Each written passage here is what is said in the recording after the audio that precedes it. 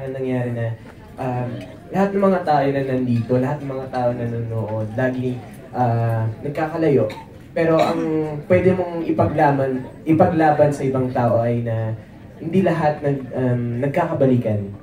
Kaya sobrang saya ko at sobrang ako nagpapasalamat sa ABS-CBN. Hindi, I mean balikan na kaibigan. Siyempre sobrang ako nagpapasalamat sa ABS-CBN kasi katulad ng sinabi niya, kakalabas pa lang namin.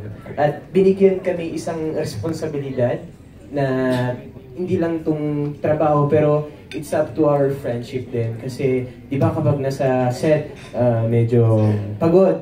So, lahat ng mga topics, ano ba, parang mainit na ang ulo. Pero, yun ang lakas namin na imbis na magkaaway kami, lalong tinutulungan namin ang isa't isa para achieve, para 100% ang kalalabsan ng trabaho namin at ka-friendship namin po.